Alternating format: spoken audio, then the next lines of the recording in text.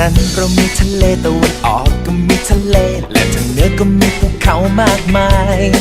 ทางอีสานเรามีส้มตำที่อร่อยกันได้ทุกวันส่วนภาคกลางก็เหมือนต้มยำกุ้งชามใหญ่เสียงหัวเราะและรอยยิ้มที่มาพร้อมกับความจริงใจนั้นรอเธอและคอยฉันแบบไม่อาจหาได้เจอจากที่ไหนไปเที่ยวกันไหมนะไปด้วยกันไปเที่ยวไทยด้วยกันบ้านเราเองไปด้วยกันไทยเที่ยวไทยด้วยกันภูเขาท้องทะเลทุ่งหญ้าชวนมาให้เราออกไปทักมันไปกอดเมืองไทยนะไปด้วยกันไทยกอดไทยด้วยกันพวกเรามีกันและกันอยู่แค่นี้แบ่งปันความรู้สึกดีๆให้กับเมืองไทยด้วยกันทั้งภาคเหนือมีภูเขาสลับซับซ้อนแนวตั้งแนวนอนและป่าไม้เต็มไปด้วยทะเลที่สวยหาดทรายเรียงรายฟังเสียงคลื่นโซ่ทำปราสาทหินและคลื่นเป็นดินเผาแม่น้ำคำที่ไหลผ่านภูเขาน้ำในโบราณสถานส่วนรวมกันต่างๆของรักคุณแม่และแพ็คกระเป๋าเรื่องหนักและพักก่อน It's time to hang out ไปตากลมเย็นเย็นชิวๆตากแดดตัวเกลียมคลื่นซะให้ตัวปลิวไปกับฮันนี่หรือไปกับเพื่อนสีไปคนเดียวยังไงก็ไม่โรลลี่เพราะคนไทยยังไงก็พี่น้องพ่อแม่เดียวกันจังหวัดไหนก็พวกพ้องเสียงหัวเราะและรอยยิ้มที่มาพร้อมกับความจริงใจนั้นรอเธอและคอยฉันแบบไม่อาจหาได้เจอจากที่ไหนไปเที่ยวกันไหมนะไปด้วยกันไปเที่ยวไทยด้วยกันบ้านเราเองขณะนี้นะคะทางโครงการของพวกเรานะคะเปิดจอตอนย่าร่องก็กำลังจะมาสัมภาษณ์ท่านนายกองค์การบริหารส่วนตำบลทุ่งใหญ่นะคะแล้วก็ประธานชมรมคนรักษาต้นย่าร่องนะคะเดี๋ยวเราไปดูกันนะคะสวัสดีค่ะวันนี้เราก็จะมาสัมภาษณ์ท่านนายกองค์การบริหารส่วนตำบลทุ่งใหญ่กันนะคะค่ะพอดีเราเนี่ยเป็นตัวแทนของกลุ่มที่ทำโครงการนะคะก็จะขอสัมภาษณ์หน่อยว่าที่มาของชื่อต้นย่าปล้องเนี่ยมีที่มาที่ไปเป็นยังไงคะ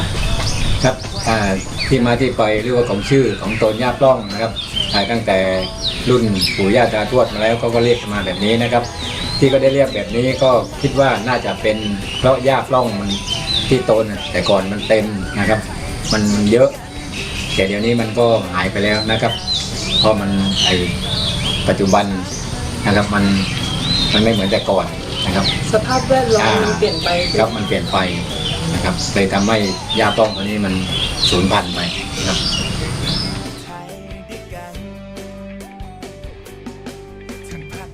ต้องมีอย่างไรบ้างคะตอนนี้เราก็มีชมรมนะครับชมรมอนุรักษ์ป่านะครับของตำบลทุ่งใหญ่โดยก็จัดตั้งขึ้นมาเองในกลุ่มวัยรุ่นนะครับในกลุ่มวัยรุ่นก็จัดตั้งขึ้นมาเพื่อจะได้มาอนุรักษ์เป็นสถานที่ท่องเที่ยวนะครับในตรงนี้เป็นเชิงอนุรักษ์นะครับก็มีประธานมีอะไรเดี๋ยวก็จะได้เจอกับประธานแล้วไม่ทราบว่าชมรมเนี่ยได้มีส่วนในการช่วยในการดูแลเนี่ยยังไงบ้างคะครับเขาก็มีกิจกรรมของชมรมนะครับในทางอบจก็สนับสนุนงบประมาณมาก็ปีละครั้งนะครับในทางอบตก็ไปสนับสนุนในเรื่องวัสดุนะครับหรือว่าอุปกรณ์ต่างๆที่จะเข้ามาพัฒนาให้ลองให้ยกตัวอย่างกิจกรรมที่ผ่านมาที่เคยทำไปแล้วค่ะกิจกรรมอะไรบ้างที่ผ่านมาเคยจัดกิจกรรมปลูกต้นไม้นะครับเพื่อจะได้ส่งเสริมในส่วนนี้ก็ไปที่ผ่านนะครับเพราะตอนนี้ต้นไม้โดนทำลายไปเยอะนะครับทางชมรมเนี่ยไปขอพันธุ์กล้าไม้มาแล้วก็เพิ่มมาปลูกทดแทนในส่วนนี้นะครับโดยได้สนับสนุนจากงบของอบจจังหวัดสงขลานะครับ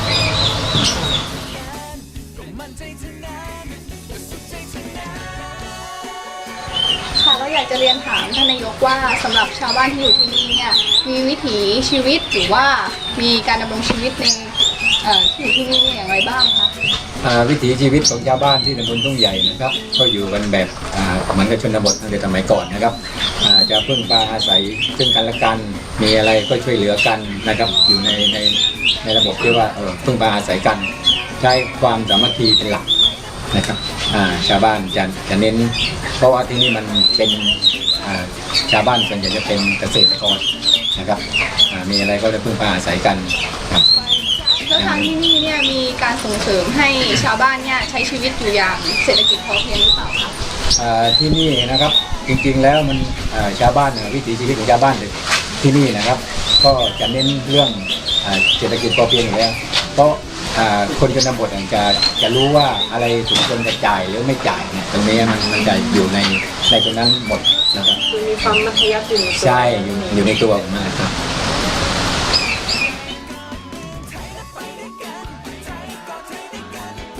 ทราบว่าทางอบต.ทุ่งใหญ่เนี่ยนะคะได้มีการจัดเกี่ยวกับการอนุรักษ์โตนหญ้าปล้องนี้ยังไงบ้างคะ ครับก็ที่เมื่อกับตอนที่ผมเรียนเมื่อกี้นะครับมันมีกลุ่มอนุรักษ์ธรรมชาติอยู่นะครับในกลุ่มประชาชนหรือว่ากลุ่มเยาวชนชุดนี้นะครับ จะรณรงค์นะครับทำเอกสารให้กับประชาชนรู้ว่าต้นไม้ควรจะทำลายหรือไม่นะครับควรอนุรักษ์ไว้ให้ลูกหลานรุ่นข้างหลังหรือไม่นะครับในกลุ่มนี้จะพยายามประชาสัมพันธ์ให้กับชาวบ้านได้ช่วยกันรักธรรมชาติมากขึ้นนะครับสืบสานไปเป็นรุ่นต่อรุ่นนะครับแล้วไม่ทราบว่าตรงส่วนที่เป็นการท่องเที่ยวล่ะคะการท่องเที่ยวนี้อยากให้มีการส่งเสริมทางด้านส่วนไหนบ้างเพิ่มเติมค่ะครับในด้านการท่องเที่ยวจริงๆแล้วทางอบต.เนี่ยครับจึงเป็นแกนนำหลักนะครับจะตั้งเป้าหมายไว้ว่านะครับต่อไปเนี่ยจะปรับปรุงภูมิทัศน์ที่ท่องเที่ยวตรงน้ำตกยาบล่องเนี่ยครับเนื่องจากตอนนี้ก็อยู่ในขั้นตอนที่ดำเนินการนะครับเพราะมันงบประมาณมันค่อนข้างเยอะนะครับการปรับปรุงภูมิทัศน์มันได้งบประมาณเยอะนะครับแต่โอกาสต่อไปนะครับผมก็มีแนวทางว่าจะพัฒนาในการท่องเที่ยวของตัวหญ้าปล้องเนี่ยให้ดีขึ้นกว่าเดิมนะครับอาจจะทำแนวกันฟังแล้วก็แนวกันฟังนี่ให้คนที่มาท่องเที่ยวเนี่ยเดินเรียบการท่องเที่ยวไปถึงตัวหญ้าปล้องเนี่ยไปได้นะครับคือความหมายแล้วท่านคิดว่าถ้าเรามีการพัฒนาการท่องเที่ยวแล้วเนี่ยชาวบ้านอยู่ที่นี่หรือว่าละแวกชุมชนเนี่ยจะมีผลพลอยได้อะไรบ้างเกี่ยวกับการพัฒนาแค่นั้นแน่นอนที่ไหนมีการท่องเที่ยวก็ผลเรื่องรายได้เนี่ยเช่นตอนนี้ในข้างในโซนหญ้าปล้องนะครับเราก็มีผลไม้นะครับเช่นทุเรียนจำปาดาตะตออะไรพวกนี้ถ้ามีการท่องเที่ยวเยอะๆนะครับต่อไปชาวบ้านเนี่ยจะออกมาขายได้และอาจจะมาตั้งเป็นร้านค้านะครับเพื่อส่งเสริมเป็นรายได้เสริมของประชาชนใช่นอกจากจะทำพวกเกี่ยวกับการเกษตรแล้วก็ยังมีรายได้เสริมจากการปลูกต้นไม้ปลูกผลไม้ปลูกขายไม้นะครับเพราะมันมีอยู่แล้วนะครับตั้งแต่ไหนแต่ไรแล้วท่านกังวลไหมคะว่าถ้าหากว่าเปิดเป็นสถานที่ท่องเที่ยวแล้วเนี่ยชุมชนที่นี่หรือว่าธรรมชาติของที่นี่อาจจะต้องถูกทำลายไปด้วยครับในตรงนั้นไม่ประวงเลยนะครับเพราะว่าตอนนี้ประชาชนเริ่มเข้าใจแล้วว่าการอนุรักษ์ป่าหรือว่าอนุรักษ์ต้นน้ำลำธารเนี่ยมีความหมายกับเขานะครับที่ตอนนี้ก็มีฝายอยู่2 ตัวนะครับที่เป็นฝายทดน้ำนะครับเพื่อจะได้ไม่ให้มันเกิดความแห้งแล้งหรือว่าเวลาหน้าฝนน้ำมันจะได้ไม่หลากนะครับทำให้ชาวบ้านเนี่ยเดือดร้อนเลยตรงนี้ทำฝายขึ้นมา2 ตัวเพื่อจะป้องกันในส่วนนี้นะครับแล้วปกติต้นหญ้าปล้องเนี่ยชาวบ้านได้ใช้น้ำจากส่วนนี้หรือเปล่าครับก็ที่ผมเรียนเมื่อกี้นะครับต้นหญ้าปล้องเนี่ยตอนนี้เรามีฝายอยู่2 ตัวนะครับไว้อีกตัวหนึ่งไว้ตัวข้างบนนะครับไว้เพื่อนะครับเพราะมันกรมชลประทานตอนนั้นเข้ามาดำเนินการเพื่อจะเอาน้ำให้ชาวบ้านเนี่ยใช้ใน3 หมู่นะครับมันมีหมู่2แล้วก็หมู่4หมู่5นะครับที่ใช้น้ำตัวนี้ต้องมีใช้ตลอดทั้งปีเลยใช่ไหมมีใช้ตลอดทั้งปีครับน้ำไม่ขาด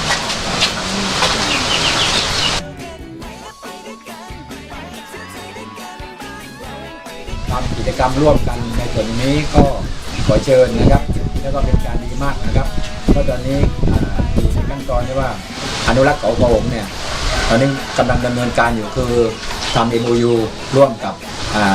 มอ.นะครับและก็เทศบาลนครหาดใหญ่นะครับและอบต.ทุ่งใหญ่แล้วก็เทศบาลคลองหงส์นะครับแล้วก็ค่ายกิจนารงค์นะครับใน4-5 หน่วยงานตรงนี้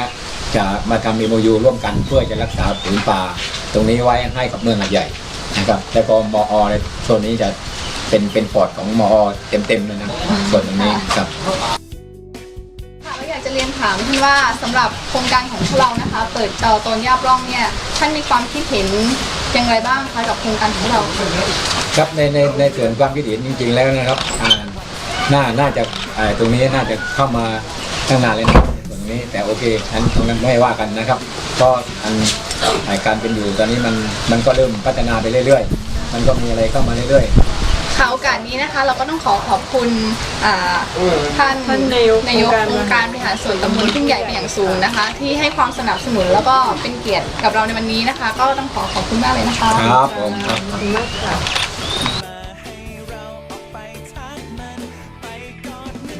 สวัสดีค่ะนี่คือคุณพี่โชคมณีกุลนะคะ ประธานประชาคมอนุรักษ์ป่าต้นน้ำเขาคอหงส์ค่ะ ค่ะคือว่าเราทำโครงการเปิดจอตัวย่าปล้องอยู่นะคะ เราเนี่ยจะสอบถามว่าชมรมของพี่พิโชคเนี่ยนะคะจัดตั้งขึ้นเมื่อไหร่คะ เมื่อปี 2550 ครับผม ปี ครับ 2550 แล้วเหตุผลที่จัดตั้งชมรมนี้ขึ้นมาเหรอคะ เพื่อให้ปลูกจิตสำนึกให้เยาวชนนะครับแล้วขอให้ประชาชนในหมู่บ้านได้มีส่วนร่วมในการดูแลป่าตามพระราชดำริ กับกลุ่มที่เป็นสมาชิกของชมรมเนี่ยมีการจำกัดหรือเปล่าคะว่าต้องเป็นวัยไหนหรือว่ารุ่นไหนอะไรอย่างเงี้ย ไม่ครับเลย ไม่จำกัด เราจะไม่จำกัด แล้วตอน ทุก นี้ วัยครับทุกวัย วัย แล้วตอนนี้สมาชิกที่อยู่ในชมรมเนี่ยส่วนใหญ่เป็นกลุ่มอายุเท่าไหร่ อายุถ้าพูดมันมีเด็กนักเรียนด้วยนะครับ แล้วส่วนใหญ่ เด็ก ที่จัดกิจกรรมกันส่วนใหญ่เป็น ครับจะร่วมกับโรงเรียนด้วยโรงเรียนอาเดียกรมโรงเรียนวัดพุทโธแต่เฉลี่ยแล้วพวกเด็กๆนะเด็กๆจนไปถึงกับผู้ใหญ่ด้วยต่างอบตด้วย ค่ะแล้วไม่ทราบว่าทางชมรมเนี่ยค่ะ กิจกรรมที่ได้จัดมาเนี่ยมีกิจกรรมอะไรบ้างคะ เดี๋ยวนะพี่นึกก่อนยืดจังเลย เอาเป็นกิจกรรมเด่นๆไม่ได้ค่ะ กับปลูกปลาเฉลิมพระเกียรติแล้วก็กิจกรรมไปในโรงเรียนปลูกจิตสำนึกให้แบบเข้าไปในโรงเรียนนะครับ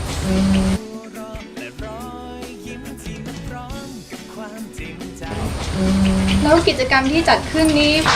จัดขึ้นประจำทุกๆเดือนหรือว่าระยะเวลาการจัดนี้เป็นไงคะ ครับก็ประมาณแบบมันไม่ทุกเดือนหรอกนะแต่ถ้าทุกเดือนของพี่จะตำรวจเขาลง สำรวจทุกเดือน สำรวจเขาคอหงส์เหรอ ครั คะ บ แล้วกิจกรรมที่จัดนี้ เมื่อมีโอกาสก็จัดขึ้นเหรอคะอย่างนี้ ครับไม่ใช่มีโอกาสเนาะมันต้องแบบไปทำเขาก็หมดผมด้วยกระบวนการมันด้วยแล้วก็ไปในโรงเรียนก็โรงเรียนเขาจะสอบไหมถ้าเขาจะสอบแล้วก็ไม่กล้าเลย แล้วปกติโครงการเนี่ยไม่ทราบว่าใครเป็นคนริเริ่มโครงการคะโครงการต่างๆที่จัดขึ้นมา นี่ครับทางประชาคมครับพี่แล้วก็นู่นมีทีมงานด้วยมีเลขานุการนั่งอยู่ มีเลขามีท่านเลขานั่นอยู่ นู่นครับท่านเลขา แล้วที่พี่บอกว่าขึ้นไปสำรวจเขาคอหงส์นี้สำรวจยังไงคะ ตำรวจแบบขึ้นไปดูต้นไม้ ไปดูสมุนไพรจับปลาจัดน้ำ ดูนี่คือดูปริมาณดูความเป็นอยู่ ครับแล้วก็ดูพื้นที่ด้วยว่าพื้นที่ถูกทำลายไปเยอะไหมดูว่ามีที่ไปดูแล้วตรงไหนที่โดนทำลายไปบ้างแล้วตรงไหนที่ปลูกเป็นบ้าง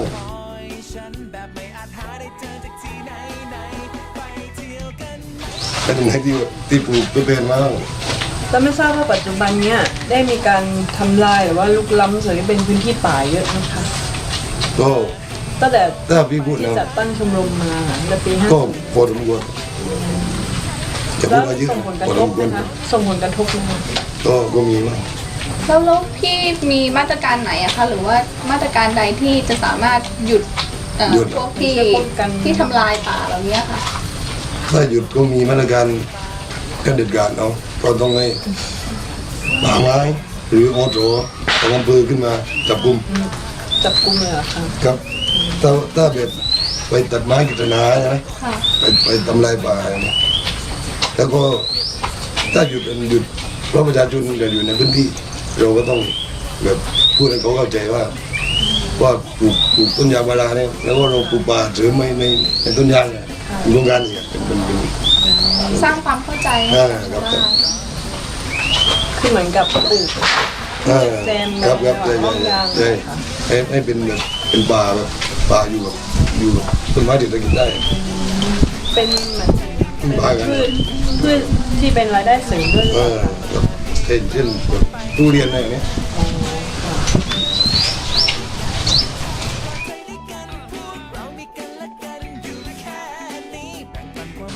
ค่ะไม่ทราบว่าทางประชาคมเองนะคะในอนาคตเนี่ย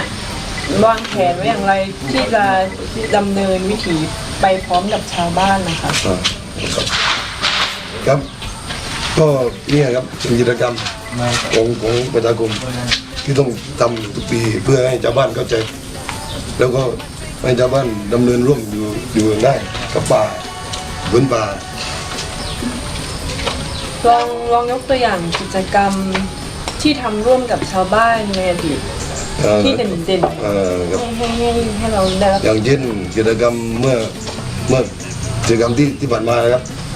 ที่ทำร่วมกับชาวบ้านทั้งหมดเลยทั้งหมู่บ้านเลยที่อบจท่านนายกกุฏิเข้ามาทำกิจกรรมการปลูกจิตสำนึกรักของพระองค์ครับร่วมกับนักศึกษา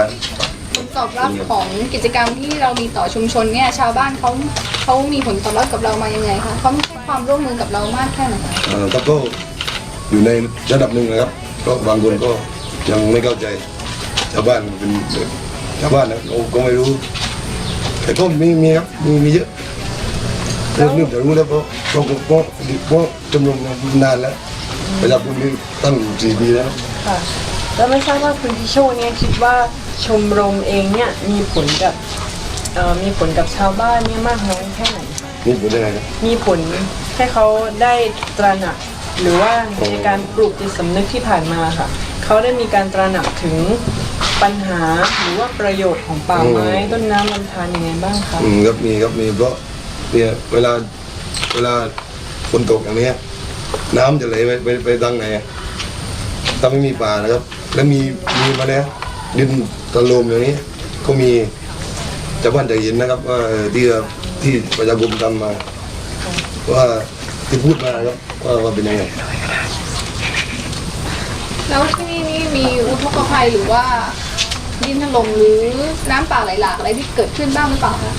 คือครับแต่น้อยเพราะป่ายังอุดมสมบูรณ์ในระดับหนึ่ง แล้วคาดว่าอนาคตเนี่ยจะสามารถสร้างความอุดมสมบูรณ์ของป่าเนี่ยให้มีความมั่นคงพอที่จะไม่ให้เกิดภัยธรรมชาติเหล่านี้ได้หรือเปล่าคะ ได้ครับได้ถ้าแบบต้องให้ประชาชนเข้าใจด้วย ต้องให้ชาวบ้าน ใช่ทั้งเด็กทั้งรุ่นเด็กๆต้องมีแบบอุดมการณ์เดินไปก็ได้ ก็แสดงว่าอย่างนี้ก็คือชมรมเองก็ต้องเป็นส่วนหลักในการที่จะ ครับ ให้ชาวบ้านเนี่ย เป็นตัวดึงเป็นตัวดึ ตระห ง นักเนาะ ทำกิจกรรมให้ชาวบ้าน ค่ะ เข้ามา แล้วพี่โชมเนี่ยคิดว่านอกจากทางประชาคมแล้วที่จะสร้างความเข้าใจให้กับชาวบ้านเนี่ยพี่โชมคิดว่าหน่วยงานอื่นหรือว่าองค์กรอื่นนี่จะมีส่วนร่วมบ้างหรือเปล่าคะที่จะสร้างความเข้าใจให้กับชาวบ้าน ครับ นี้ ครับต้องมีครับเพราะเวลาประชาคมทำกิจกรรมก็ต้องมีท่านนายกด้วยท่านนายกอบตด้วยท่านอบจด้วยต้องโมด้วยมันหลายหน่วยงานนะ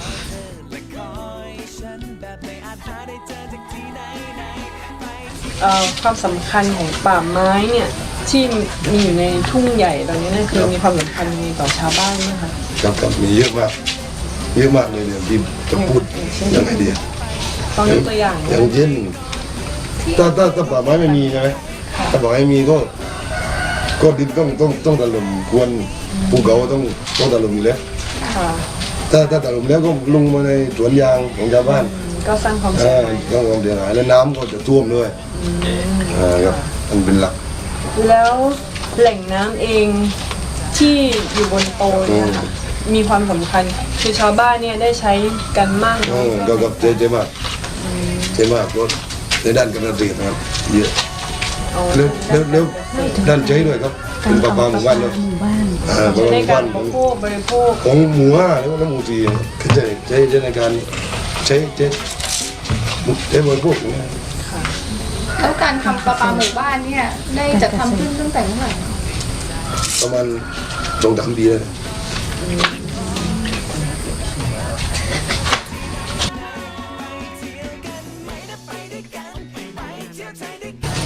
สวัสดีค่ะ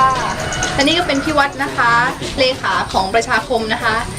อยากจะเรียนถามพี่วัดว่าที่พี่วัดขึ้นไปสำรวจป่าเขาคอหงส์เนี่ยมีพันไม้อะไรบ้างคะที่เป็นพันไม้เด่นของที่นี่ค่ะที่ควรจะอนุรักษ์ไว้ ต้นไม้เด่นน่าจะเป็นต้นกฤษณากับโกลมีเยอะในตัวโรง แล้วปัจจุบันนี้ได้รับการดูแลหรือว่าการอนุรักษ์ไว้มากน้อยแค่ไหนคะ ต้นกฤษณาก็มีมากในตัวโรงแต่ปัจจุบันก็ลดน้อยไปเรื่อยๆเพราะว่าจากบุคคลภายนอก มีการบุกรุก รู้ว่ามีอยู่ในตัวโรงเป็นจำนวนมาก แล้วก็แอบมาตัดครับตามชาวบ้านที่อยู่ในละแวกนี้ก็ช่วยเป็นหูเป็นตาครับเมื่อว่าไปเจอก็แจ้งมาส่งข่าวมาทางอบตทางประชาคมหรือแล้วก็จะขึ้นไปดูแล แล้วต้นกฤษณานี้เขานำไปใช้ประโยชน์ในด้านใดอะคะ จะกัดเป็นน้ำหอมครับไม้อื่นก็เยอะที่น่าจะอนุรักษ์ไว้ แล้วนอกเหนือจากต้นกฤษณาเนี่ยเรายังมีต้นอะไรอีกบ้างคะ ก็มีจำปาก็มีบุญโพก็มี ไม้แดงเนี่ย ไม้แดงก็มีครับ ก็รู้แล้วว่าเป็นพืชเป็นพันไม้ที่หาในภาคใต้ของเราใช่ไหมคะเป็นพันไม้หายากที่ควรจะอนุรักษ์ไว้ใช่ไหม ครับผมเพราะว่าเกาะกงมันเป็นพื้นที่ใกล้เมืองก็เหมาะสมที่จะอนุรักษ์ไว้เป็นแหล่งเรียนรู้ที่ใกล้ๆเมือง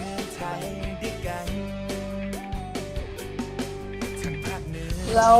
ตั้งแต่ปี 50 ที่ได้จัดตั้งประชาคมขึ้นมาจนถึงปัจจุบันเนี่ยค่ะ ได้มีการลุกล้ำพื้นที่ในส่วนของที่เป็นพันไม้ที่เราพูดมาที่ว่าเป็นพันไม้ที่ต้องอนุรักษ์ไว้อะค่ะ มากไหมคะ ก็มีบ้างครับแต่ว่า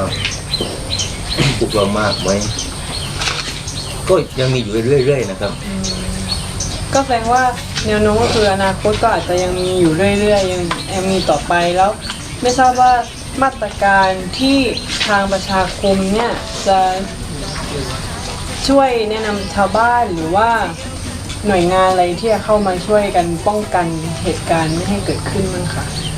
หลักๆก็สร้างความเข้าใจนะครับให้ชาวบ้านได้ทราบได้รู้ถึงประโยชน์ที่จะได้รับ แล้วก็จะได้ร่วมกันอนุรักษ์ไว้ ก็คือชาวบ้านต้องตระหนักถึงประโยชน์ของพันไม้พวกนี้ก่อนใช่ไหมคะ ครับต้องสร้างความเข้าใจให้ชาวบ้านในตระหนักใน แล้ว ส่วน แล้วนอกจากที่เราจะอนุรักษ์พันไม้เหล่านี้ไว้เรามีการปลูกเพิ่มไหมคะ ก็มีครับก็มีกิจกรรมปลูกป่าที่เคยจัดไปแล้วแล้วก็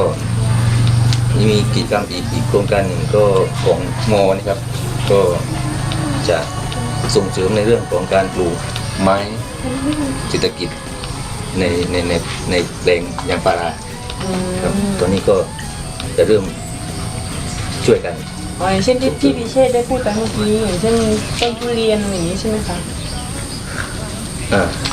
ใช่ครับหรือว่าไม้อื่นก็ได้ครับพวกไม้ตะเคียนทองหรือว่าไม้ประโยงปลูกในพื้นที่ธรรมดาครับพื้นที่ราบก็ได้ริมเชิงเขาก็ได้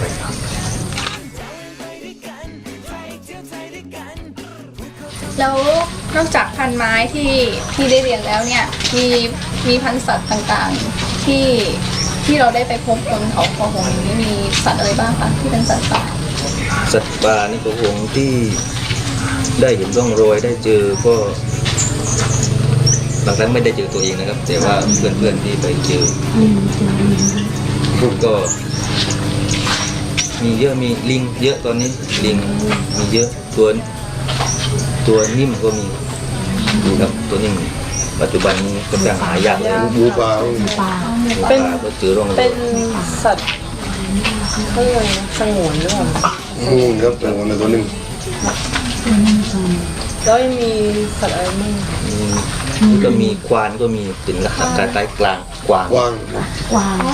ยังมีอย่าง ครับ เก้งประมาณเก้งครับ แสดงว่าเขาโคหงเนี่ยก็มีความอุดมสมบูรณ์มากระดับหนึง ตอนก่อนเมื่อก็เจอครับสงสัยจะมาแวะหยุดพัก พวกหมี ตัว อ๋อหมีก็มีนะคะ มีควาย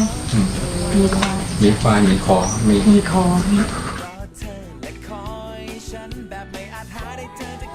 การที่ชาวบ้านเนี่ยขึ้นไปปลูกยางพารานี่เป็นการที่จะไป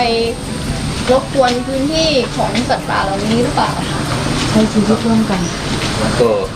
มีบ้างกระทบบ้างครับเพ ธร ราะ รมชาติ รถสัตว์มันต้องการจะเป็นป่าจริงๆมีบ้างแต่ว่าก็เป็นความ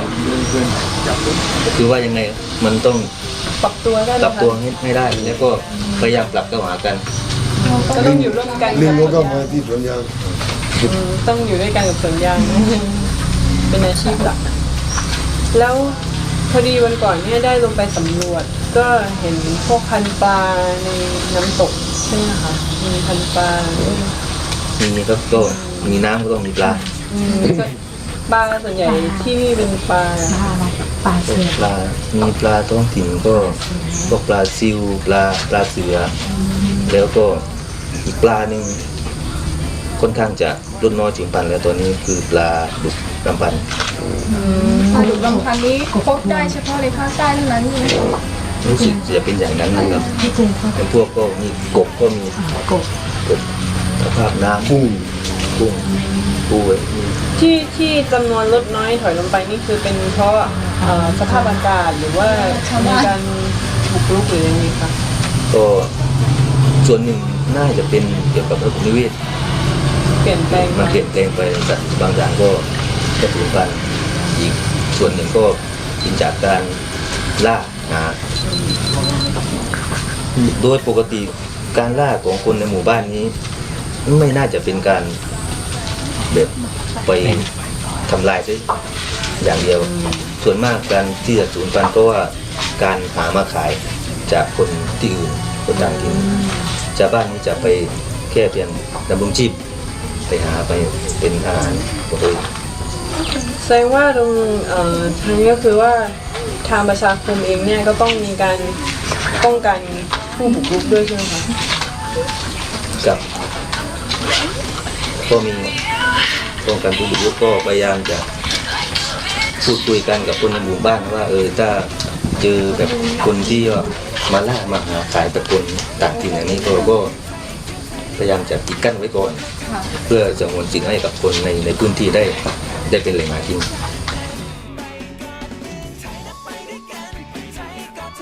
แล้วถ้าหากว่าน้ำตกโตนย่าบร่องในอนาคตเนี่ยเป็นแหล่งท่องเที่ยวทางประชาคมเนี่ยจะมีบทบาทเกี่ยวข้องกับการท่องเที่ยวยังไงบ้างคะ ก็ประชาคมจะเป็นช่วยคอยดูแลนะครับส่งเสริมแต่ว่าก็อยากให้มีองค์กรหลักๆหรือองค์กรเกี่ยวกับภาครัฐนะครับมาลงมาดูพื้นที่บ้างครับหรือจะมาสร้างกิจกรรมหรือจัดโครงการต่างๆนะครับเพื่อเป็นการส่งเสริมการอนุรักษ์ควบคู่กับการท่องเที่ยวด้วย หรือองค์กรเอกชนต่างๆก็จะเข้ามามีบทบาทด้วยก็ได้ครับ คือแสดงว่าตอนนี้หน่วยงานที่เข้ามาดูแลเนี่ยยังขาดแคลนอยู่ใช่ไหมคะ กับการเกิดมากครับ ค่ะโอกาสนี้นะคะเราทางกลุ่มโครงการเปิดจอต้นย่าบร่องนะคะ ก็ต้องขอบคุณพี่วัดแล้วก็พี่โชคเป็นอย่างสูงนะคะ ที่ได้ให้เกียรติในการสัมภาษณ์ในครั้งนี้นะคะ ต้องขอบคุณมากเลยนะคะ ครับ